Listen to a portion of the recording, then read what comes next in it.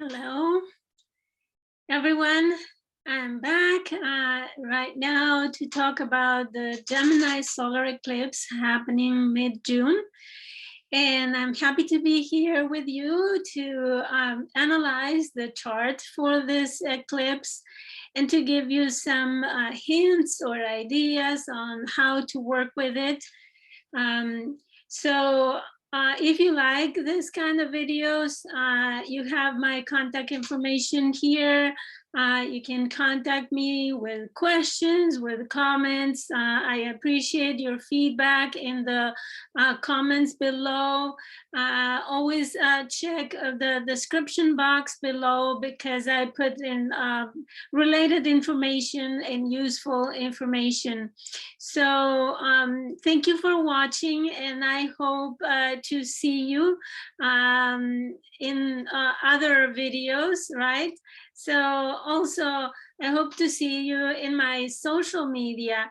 I am on Facebook with the same name, Instagram, MeWe, and Tumblr.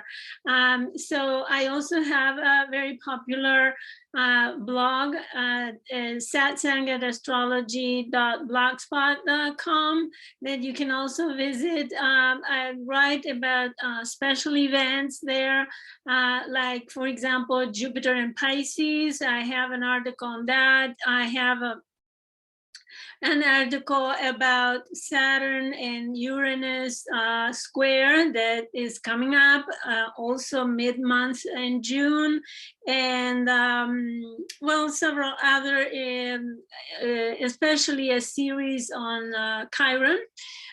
So I encourage you to visit there. If you're not familiar with my work, I appreciate your comments and like and share those articles and videos. I appreciate that. So let me now, I'll stop the share and I will start talking about this eclipse that is happening June 10th, at 19 degrees and 47 minutes of Gemini. So we just had the lunar eclipse in Sagittarius, right? That was 5 degrees of Sagittarius, Gemini. And you had the opportunity to spotlight something that you needed to leave behind, right? Especially related to the house that the eclipse, the lunar eclipse occupied. So you probably already know what is that about. Now, what you are doing is you are starting a new cycle, right, in Gemini. And remember that eclipses come not only in pairs, but they come every 9 years, every 18 years. They repeat. Oftentimes they repeat at the same exact degree or close by. And I think the previous one was in 2002, around 20 degrees of Gemini. So you can relate back to a period of 9 years, 18 years and a half.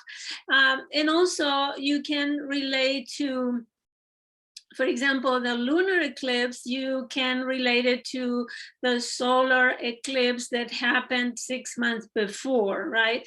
And for this solar eclipse, you can relate it to the one that is the lunar eclipse in Gemini by the end of the year. Or if there are, I think it's the last, I'm not sure if it is in Taurus or Gemini, I don't remember. But anyways, it has also a 6 months period, right? The lunation every month, it has a span of about 28 and 29 days, right?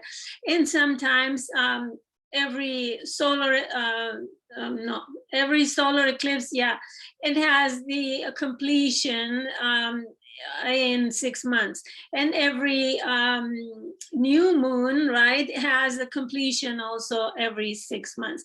But the eclipses like this one I checked the strength of the eclipse, and it's a point number 4, which is a pretty strong eclipse. we can say. So it may, the effects or the incidents can last for a long time. Years, right? Years to come. And remember that every 9 and every 18 years, the eclipse at the same degree will tell us the same message, right? And we are repeatedly working on that. One of the things is that if we don't heed to the message, the second time it hits, it will be probably felt stronger. So, okay, that's enough, I think, for the introduction. And now I'm going to share my screen with the chart so you can appreciate the different points that I am going to make. So here you have a chart that is 7 points of cardinal energy, 7 points of mutable. So there is change in the air, and especially, yes, in the air, because there is so much air in the chart, 6 points of air.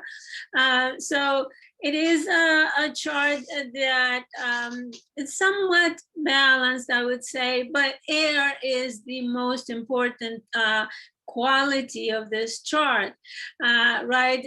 So you can expect a lot of communication, a lot of contacts, a lot of social relating with this eclipse, right? A lot of information coming and going. And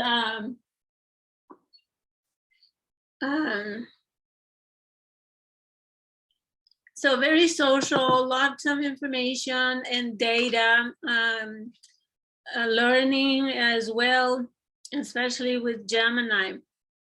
Gemini is the sign that if we consider the progression and the evolution of the baby, for example, the Gemini is the time when the toddler starts asking, relating to the environment conceptually. So the baby starts perceiving the environment and learning how to relate to the environment through words, right? Learning, it implies learning, it implies learning skills with the hands, right? Grasping, etc. So this symbolizes our stage of learning how to relate to everything that surrounds us. Of course, neighbors, right? Everything that is close by, and we need to relate to siblings, and also the perception of things in the environment. So that's the way we learn, by relating to everything that is close to us. So, and this eclipse is conjunct, you have the sun and the moon getting together, with a mother and father having a conversation to start something new, right? So when mother and father get together, we may have a baby. So, and they are, so the moon represents many things. Among other things, represents our unconscious reactions to life, our subconscious memory, and the sun, our consciousness, because it's so bright that it really shed the light on reality, right? On life also, and the vitality, the energy. So when they get together, they are breathing something new. It's a new seed planted symbolically. Now they are conjunct Mercury, who is the ruler of Gemini. And what happens here is that unfortunately, Mercury is very afflicted. First of all, it is burned by the sun rays, which is an eclipse. Second, it's retrograde, it's no longer out of bounds, and it's also square Neptune. Neptune is conjunct Pallas Athene. So this Mercury is not in full function, let's say, because it is so much afflicted. We are going to talk about it in detail. So first of all, Mercury represents everything that is helping us connecting.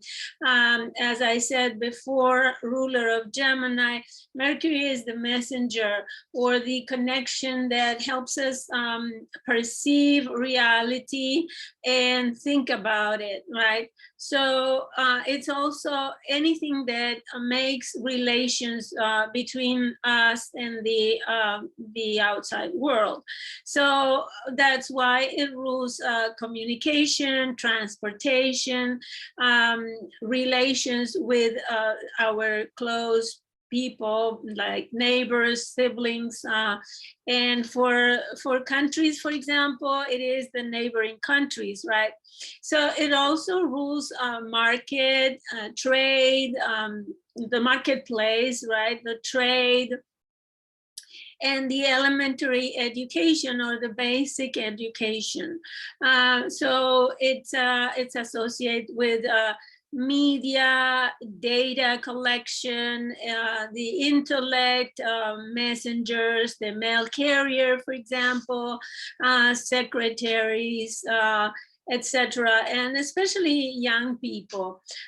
So it's also the ruler of travelers and short distance travel, right, in the environment that we are.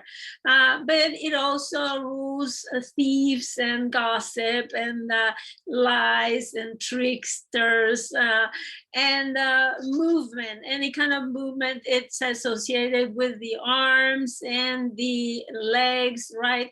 Walking, biking, and etc. And it also rules bridges, because bridges are the connection between two locations, right? So we have a Mercury that it is a very personal planet, and it's associated with so much of our mind functioning, that it's really having Mercury during this eclipse so much afflicted.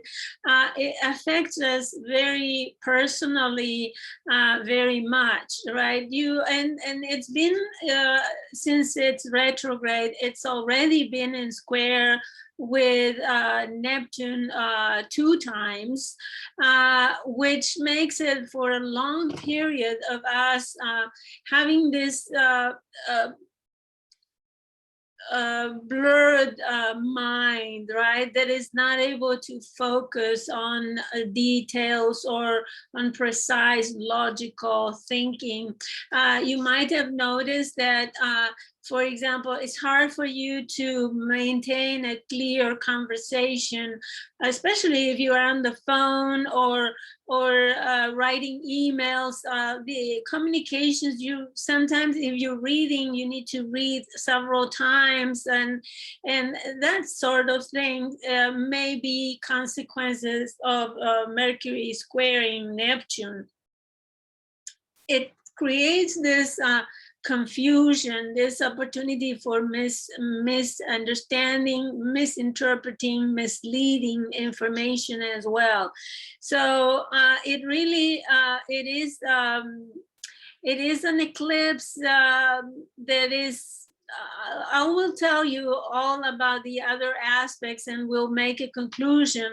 But it's a tricky eclipse. It's not, and it's not something that, as I said, it's a new beginning, right? But it's not something that will take off immediately. It will take time because Mercury is retrograde. So what happens with an eclipse of this nature is that whatever you want to start, it won't start right away. You may wait for several months, maybe, and you will see the development of it throughout the time. Maybe when Mercury turns direct, or maybe when Mercury gets out of the shadow, right? Because Mercury will come back to 20 degrees and even the 19-degree 47 minutes of the eclipse, it will come back to that place. So I think that I need to talk in more detail about this square to Neptune and Pallas Athene.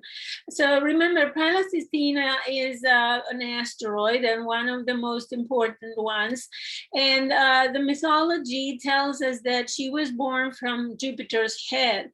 So there's a lot of wisdom in her. And she is also the master of strategy, and she is able to arrange patterns in a logical way. So she's, even though she's a warrior, she is not the cruel fighting warrior that Iris, for example, could be, right?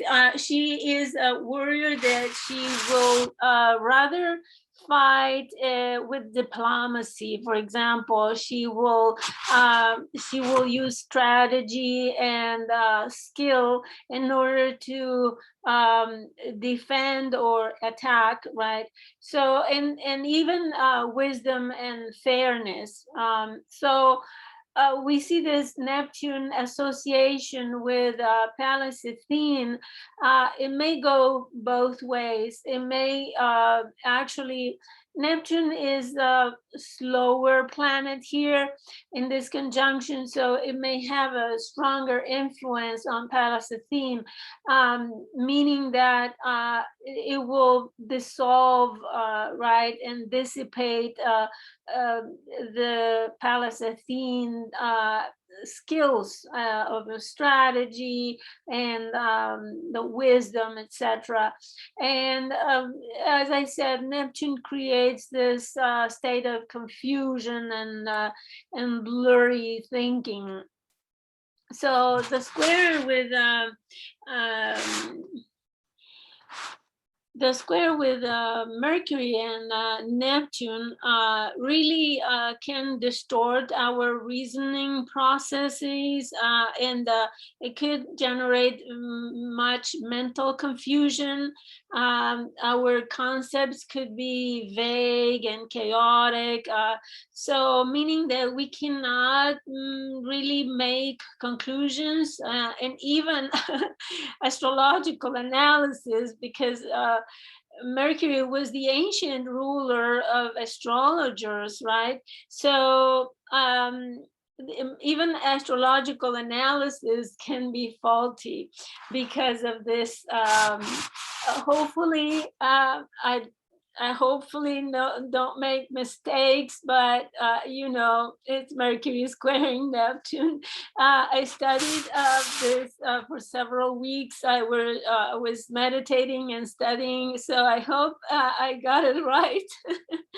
So, but see, this is an aspect that can promote a difficulty grasping concrete ideas and pinpointing to concepts. So, and also affecting the selection of facts, right?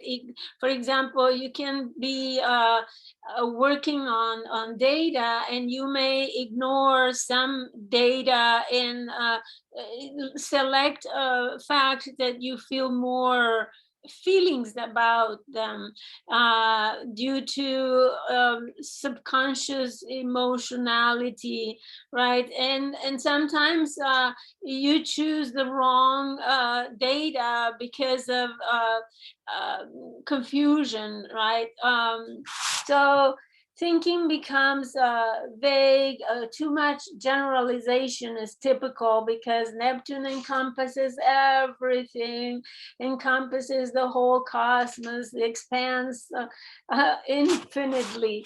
So we can really dissipate into the whole, and we can forget the trees, right? The trees for the forest.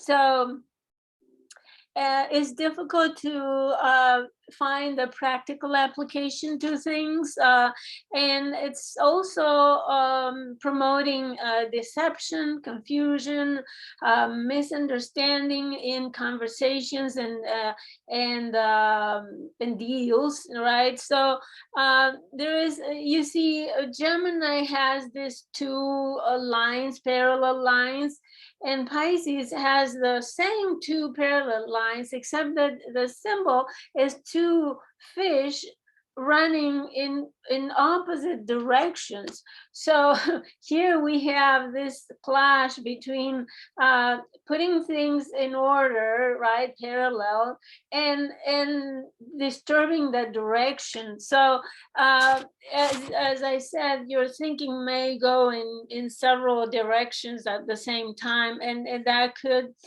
promote also ambiguity and present the dilemmas, right? Dilemmas, opposition of two things that you need to choose, and you don't know which one you need to choose, etc. So it may present disturbing mental experiences as well, and disorienting mental states. For example, you may find yourself driving, and all of a sudden you are not there anymore, and you don't know where you're going, for example, and forgetting things is it's associated with this aspect. So, and forgetting the present moment, right? The tangible idea that you were thinking about, and then all of a sudden, poof, it went away, right? And you have, and the other thing is that sometimes there are many ideas at the same time, and you don't know which one was what. So the unconscious also memory is interfering with the reason and logic, and some pieces of information may escape your mental process. As I said, you may be thinking about something, and then woof, and it disappeared from your mind. You forgot what you were thinking. So typical of this will be that you are in the kitchen and you need something from the bathroom, and when you get there to pick it up, you forgot what it was. So that is typical. So be careful if you have to, absolutely, you have to sign contracts, agreements, or important papers.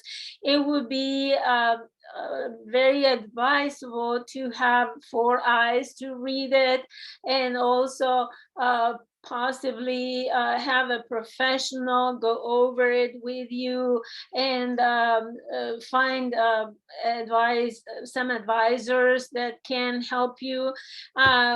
So and go over several times. For example, read it several times in order to really understand everything that is in it, because you may miss things. So also, since Pisces is associated with health and healing as well, if you have a health problem, it may implicate that you have a hard difficult to diagnose condition, for example, that the doctor is not able to find out exactly what's going on. That's another possibility. So for the working with, for those professionals who work with ideas and communication, email and writing, right, it's gonna be very difficult to make sense of ideas and put them in logical order. So because the mind is extremely open, and as I said, many ideas at the same time. Pisces is open to everything, so it could be confusing. Oh, the other thing is that your mind can be in the past and the present, the future at the same time. And all of a sudden you are focusing on the present task that you are doing, and memories come like invaders in your mind, right? Memories, long time memories, and you say, why is this memory coming right now that it has nothing to do with anything, right? So those are things that happen with this square to Neptune. Yeah, deja vu moments can happen. And the good thing is that you may have an overactive imagination, and that may mix with reality. This is very good for writers, right? Script writers or poets, even musicians, composers can benefit from this. This is great for creativity, especially music, photography, right? Neptune and Pisces is photography. So, and also communication through images, right? If you have to send a message, sometimes it'll be more eloquent, and you can synthesize ideas through an image, right? So writing poetry, composing music, singing, dancing, filmmaking, script writing, and any manual creativity. The hands are ruled by Gemini. So every manual creativity will be favored by this kind of energy. It could be from cooking to pottery, you know, or any activity that requires hand dexterity. So this, unfortunately, the square between Mercury and Neptune will last probably until July 8th. So it's a long, long time. And I hope with this explanation, you can manage being aware and mindful of this kind of influence. So one of the other things is that, let's see, it is easy for you to create your own reality, your own story, right? And it could be really detached from what the real thing is. But this could also fall into addictions like abuse of alcohol and drugs, and really it can go really wrong for your mind. Remember, Mercury is your mind, and in having those substances influence your mind with this kind of aspect can go really wrong. So you may end up in scandals, sharing private things that you may not want to share otherwise. And it is, be careful of scammers who call you on the phone with a story that is too good to be true. So, and not only phone calls, be careful with emails that may bring virus to your computer. What else? People are more prone to white lies. So, but in this case, any white lie may bring very serious consequences, unfortunately. So and the other thing in the public sphere, in the mundane astrology, is that the information will be certainly manipulated a lot, and we already see it. For example, I read about the CDC changing things all the time, contradicting itself, in other sources as well. So you may see contradictions in news that you heard yesterday, and today it is different. It's going to be chaotic in the news. So fake news are also favored by this transit and this eclipse. And remember, this influence will last for a long time. So you will have to keep an eye for a long time for fake news and fake data as well. So avoid lies in your personal life if you can, because it may get you in serious trouble. And it may bring adverse consequences, right? And even embarrassment or dilemmas. Some people may also have self-deception, right? Telling yourself, "Oh, everything is good," when it's not, and that may result in your self-undoing, right? So keep an eye on this polarity or clash between imagination and logic and reason, and also this promotes insecurity because things are not reliable, right? You need some information. Suppose that you go to the doctor and that you need an accurate diagnosis, and you are not sure. The doctor may not be too sure. He or she may tell you, "Well, not sure, I don't know, maybe we need to do some other test or such, because it's not clear, we need to reconfirm." So it may cost you more money, for example, because you cannot rely on the data. And be careful with your neighbors, siblings, and close friends for deception and lies as well. So, as I said, better to use it for creative and artistic purposes. I would like to also show you other aspects, because Mercury also makes a trine to Saturn retrograde.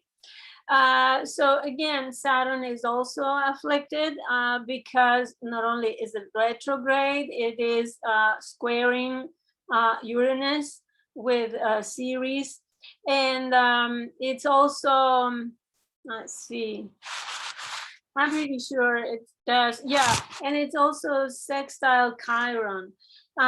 So many people think a trine is positive and favorable and all that. I would say you need to take that with a grain of salt, because a trine doesn't mean that what you're experiencing is positive. What it means is that the energy flows easily and without in the square is clashing and bumping on heads, but the energy of a trine is flowing, it's openly flowing, which means that this energy of Mercury trine Saturn, right? Well, Mercury is 7 degrees apart from the exact trine, but it's still considered in a trine very, let's say it's a trine that is not so strong, although it is forming as well, because Mercury is going retrograde. So it is applying an applying trine. So I would say they're both retrograde. They are both afflicted by not only by being retrograde, but by the aspects that they're making. So here we have a serious tone to that new information, but it doesn't mean that the information, as I said, it is true and accurate. So there is in actuality, there is a review or those of those social restrictions or social relaxations that we had, and also a revision of scientific data, social revision of the social distancing and the all the protection measures that we're taking during the pandemic, right? That are now they are loosening up. So, but we need to be careful because this is retrograde planets, and once they come back direct, things may go back to the the previous status. So let's see, this is also a North Node eclipse. So we're drawing very much, we're drawing into that energy. So this is energy coming in. And remember the North Node of the moon, and I want to explain once and for all what North and South mean in space, right? Because you may think, okay, where is North in space if everything is floating around, right? The Earth is floating. Why do we have North? Why do we have South? Well, in here, the North Node is the intersection of the orbit of the moon and the orbit of the Earth around the sun.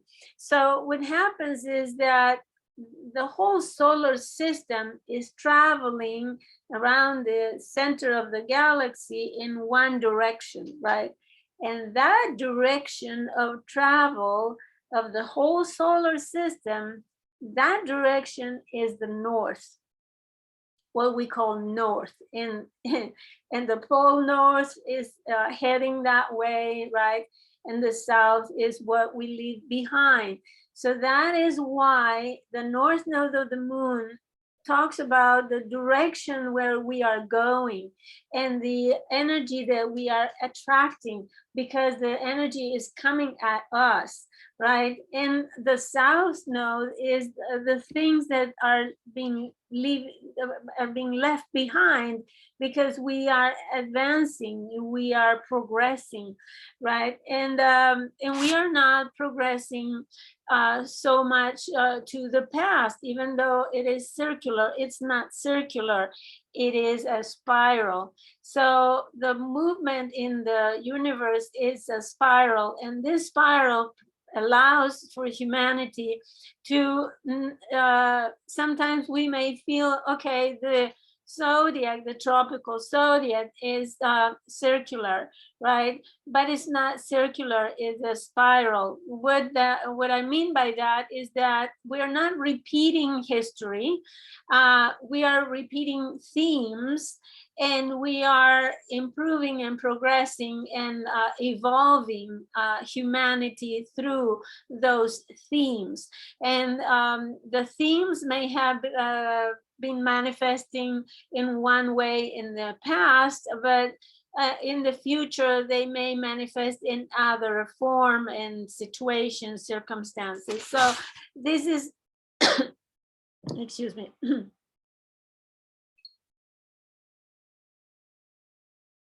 This is how you may better understand the power of the North Node of the moon and the South Node. So this eclipse, as the North Node eclipse, it's taking you to the direction where you should go. You should look at the house that the eclipse falls on your chart in order to find the themes, right, that you're working on.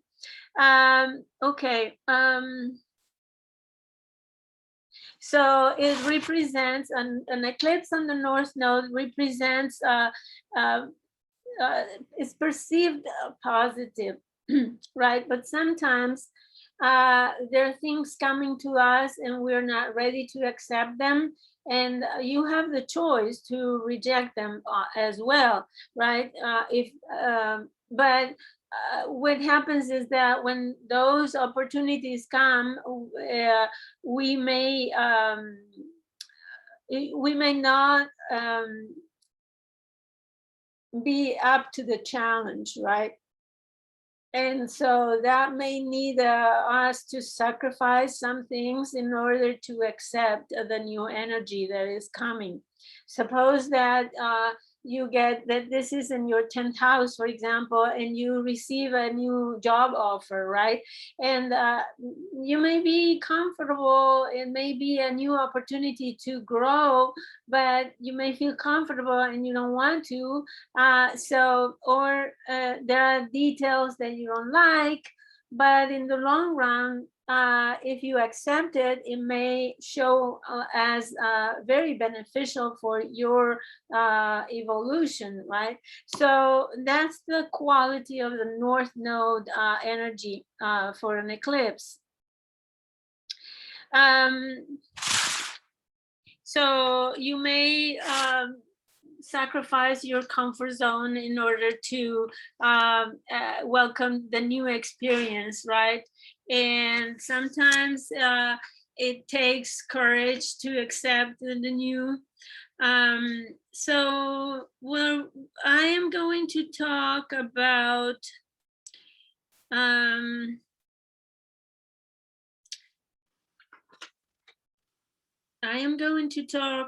now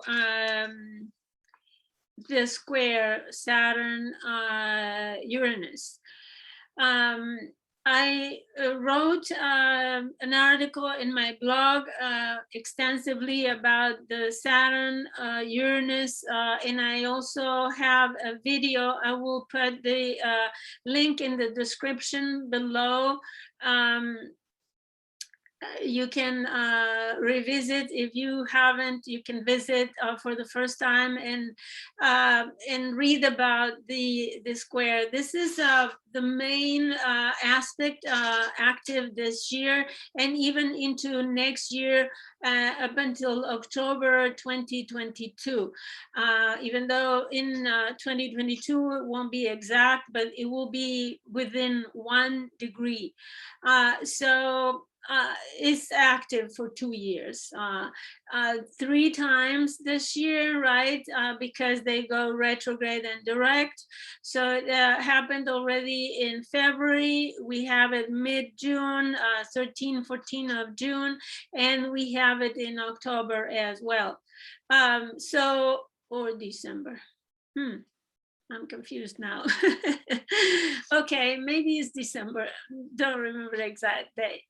Anyways, I have it in that video that I published about Saturn Pluto square. But for this chart, I would like to focus on this Uranus conjunct exactly to Ceres.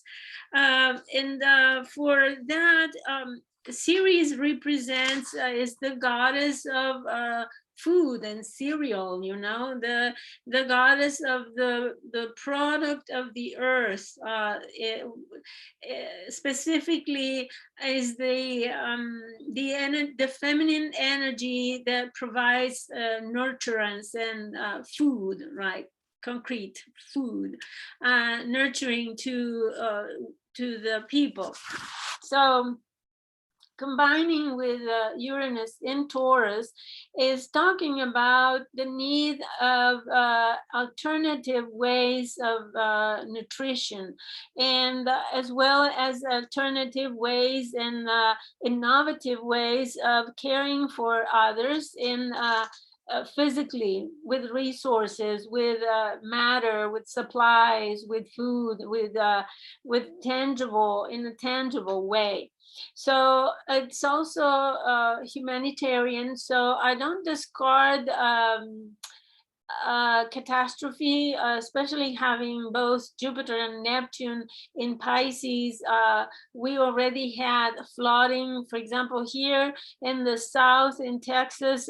We've had rain for 11 days in a row, and they announced yesterday for another 10 days of rain in a row. It's sunny now, but last night there was a severe storm, pouring water like I haven't seen in years, since I think last time I saw raining like this was in 2006 or 7.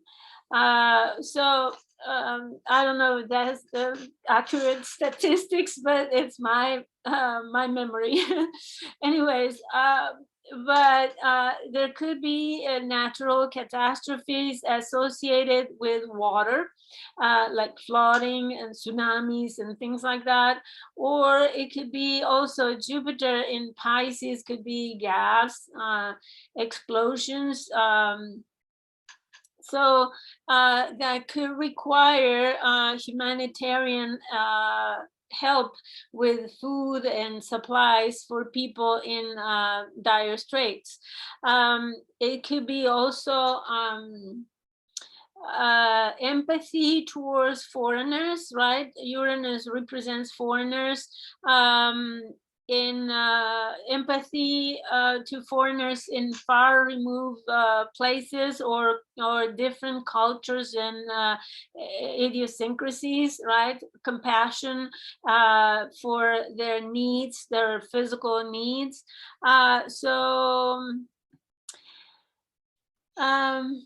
In any case, food supplies could become unreliable because Uranus is so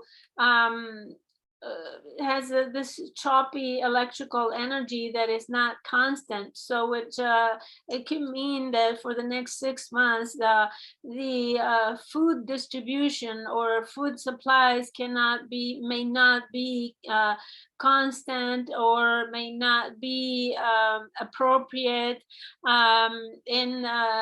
or reliable, right? It could be problems with the distribution of food. So this is not for you to panic, it's just to be aware. Don't go hoard food, but be aware that you might need to, for example, cook at home more, because some elaborated food, more industrialized food may not be available. So you may need to cook from scratch, for example. That's one of the examples of alternative ways of nurturing yourself and your family. So another thing that I want to talk about, this Uranus square Saturn, of course, is the clash between the need for independence and freedom and the conservative views. Although having Saturn retrograde, it's acting more like Uranus, right? Saturn retrograde is the avoidance of rules and the relaxation of rules and regulations. If you have Saturn retrograde in your chart, you know what I'm talking about. You probably didn't receive the guidance you needed in childhood about how to obey authorities and regulations and things like that. So you know what I'm talking about.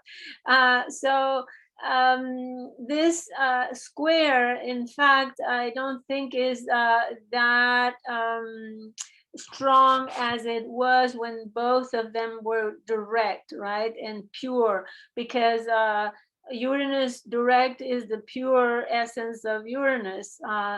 and Saturn direct as well. But now Saturn retrograde, it's not its own identity, as I was explaining.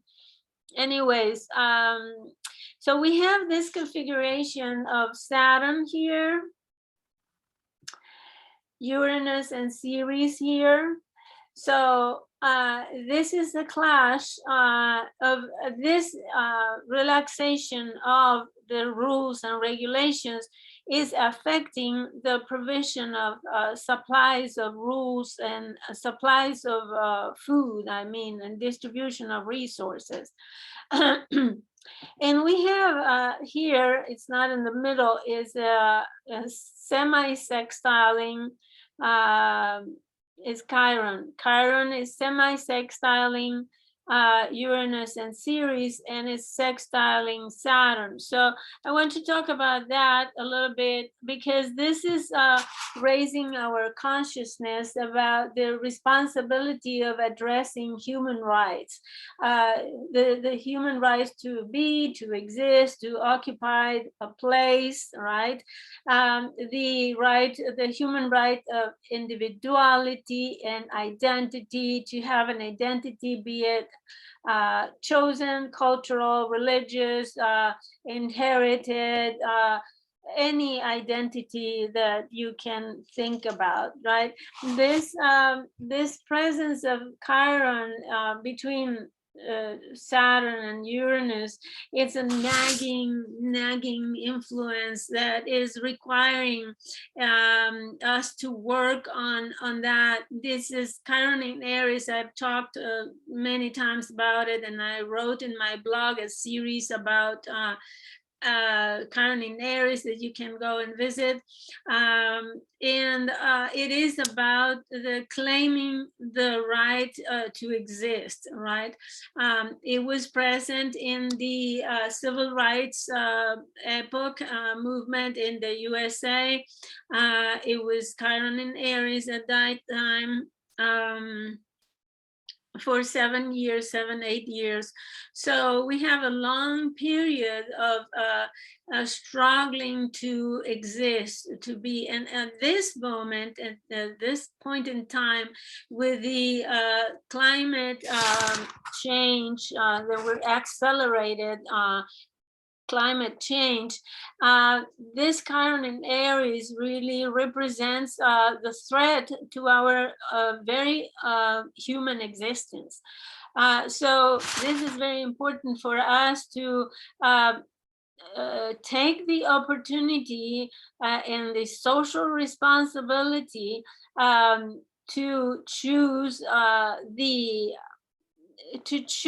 to accept that we are in danger and do something about it. So this is Saturn is showing us in sextile to Chiron. It's showing us that we need to take social responsibility, Saturn in Aquarius, for our human existence. And as I said, it's related to the sign of Taurus here, the earth, the survival of the earth, right? And how we manage the resources that the Mother Earth gives us. So make sure that you contribute to the betterment of the environment. For example, that you take care of your garden, that you put the trash where it belongs, that you minimize the trash that you make, and little things that you can do in your home in order to contribute to the environment and the climate. For example, reducing the use of plastics, reducing the use of paper to the essentials, recycling all that you can, everything that you can possibly. So you see, little decisions that you make can go a long way. Another another thing that I want to discuss with you is let's see. I have Jupiter quintile Uranus, and a quintile is the circle divided by 5.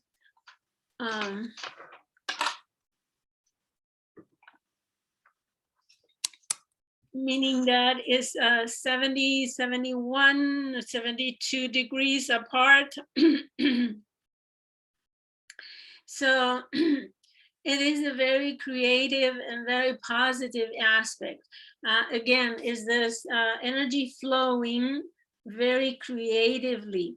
And there is a creative energy with a high level of optimism in innovation in social consciousness. So, for example, you can, as I am doing right now, preaching about social consciousness and being inventive and being behaving out of the box, right, in original ways in society, and also about being positive and enthusiastic about changes in the economy and the distribution of resources, right? As I said, protecting resources, protecting Mother Earth.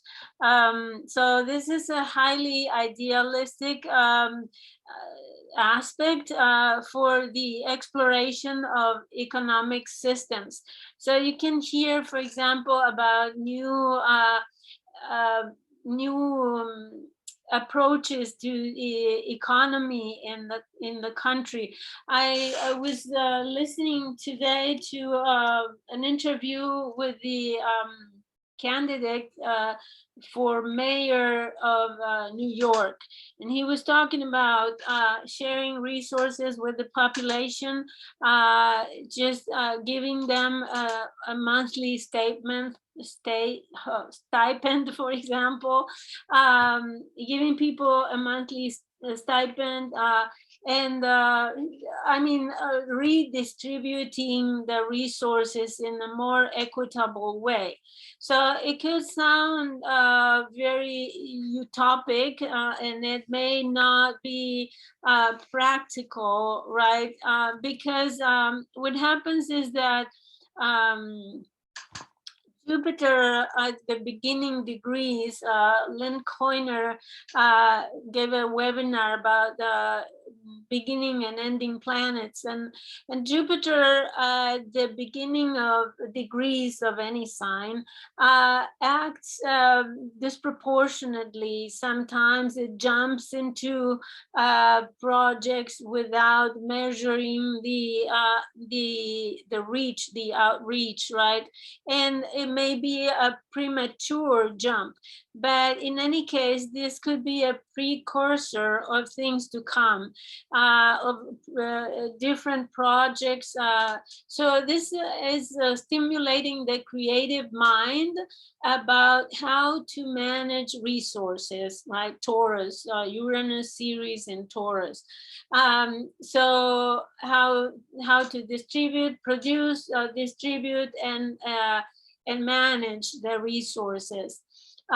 So those ideas, see, Jupiter is very idealistic, and it also likes ideologies. So there could be the creation and development of those ideas, even though they may not be implemented right away, or they might need to be worked out later on when Jupiter advances, right? First it will go retrograde and come back. But once it comes back direct, there might be, then those ideas, they might be more plausible.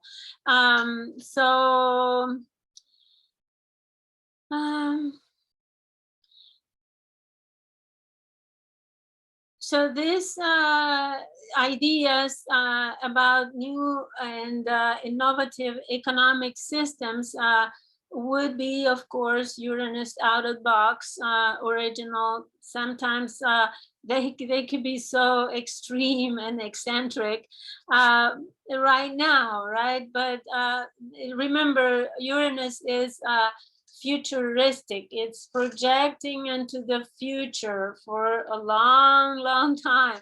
So sometimes Uranus is so ahead of the game that we cannot understand. We think, oh no, that's impossible. And in fact, is foreseeing the future. So this aspect also gives us the possibility to tap into the mass and consciousness because of Pisces, see the collective unconscious and tune into the people's material needs. So having ideal, humanistic ideals to create new social policies and envision all the possibilities. You know, Jupiter in Pisces considers every idea in the universe.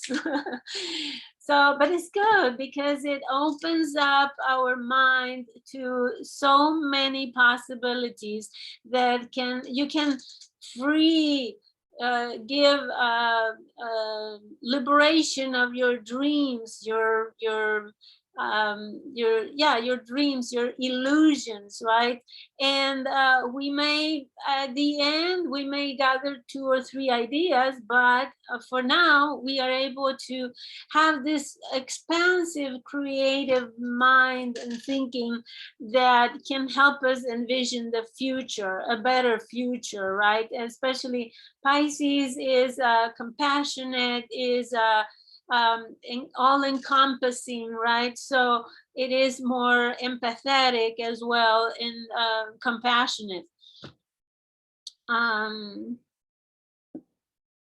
So this aspect is the quintile is, as I said, very creative, and it's it gives us this urgency to explore new sources of nutrition and for humanity. And it gives us an original approach in the research of those new sources of food and new ways of caring for people, and as well as the human right to access nourishment, right? It promotes humanitarian efforts to feed the hungry. Okay, so the last thing I think I will address is this Mars opposing Pluto, that it was felt days before the eclipse, right? Because now Mars is at the end, 29 degrees. It's considered a critical degree. And why? Is because it is this urgency to finish things. And sometimes if you start things with Mars at the end, you may be quick to want to finish quickly and not doing a good job. So if there were, between now that I am filming this and the day of the eclipse, which is June 10th, if there were aggression, violence, wars, or anything, it could be dissipation of energy at this point. And there could be this an inability to take those to conclusion or to completion, right? So it may be that there is a conflict exploding somewhere, but it fades away.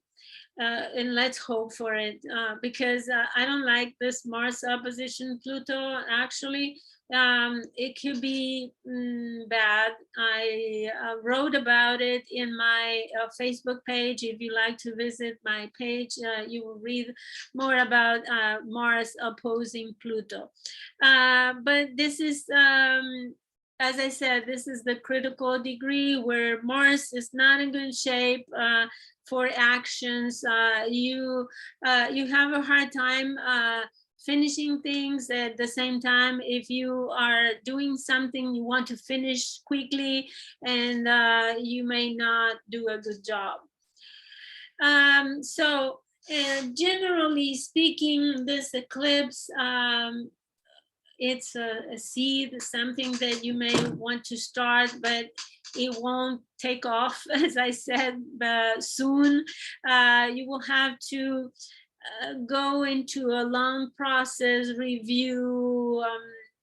I don't know, suppose that there's a job offer, then you will have to go through interviews and conversations and training and taking tests and things like that. And then when Mercury goes direct and passes over the eclipse point and finally gets out of Gemini, July 8th, or no, out of the shadow. I mean, the shadow of Mercury is between 16 and 24.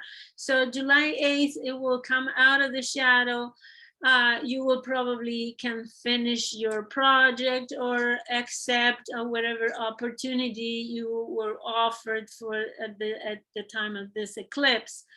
That's just an example, but there are many other possibilities depending on where in your chart this eclipse falls. So if you like, I can read your chart and give you ideas about how this eclipse, how you can manage this eclipse energy. So don't hesitate to contact me for, as I said, for reading, but I have something else that I want to give you today, and it is, let me see, I don't see it here. I want you to read, I have it here.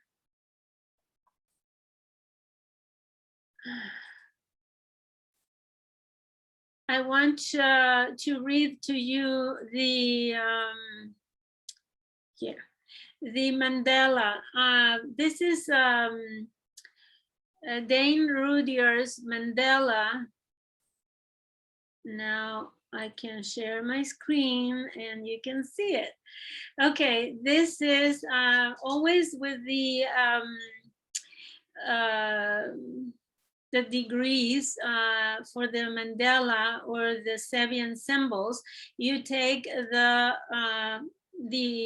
ordinal degrees is the 20th degree, which is 19 degree in cardinal numbers, right? But so it is a modern cafeteria, displays an abundance of food products of various regions. So this solar eclipse represents the assimilation of multifarious knowledge through the synthesizing power of the mind. So, and I leave it here for you to read, but remember, it's assimilation, and the negative potentiality of the symbol is waste, right? Waste of thinking, waste. And I think because of the Mercury square Neptune, we may be wasting a lot of mental energy, dissipating a lot of mental energy and intellectual energy. So this will be, you can stop the video and read about it. And otherwise, I will show my references. These are materials that I consulted in order to prepare for this.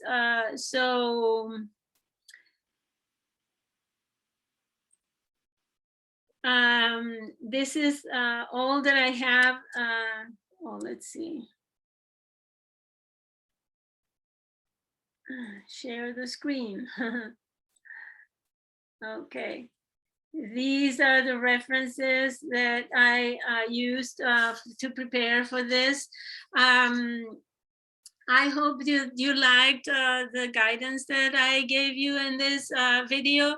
And if you feel so inclined, please share, like, and comment, give me your feedback. I greatly appreciate it. Thank you for watching, and I'll see you next time. Goodbye.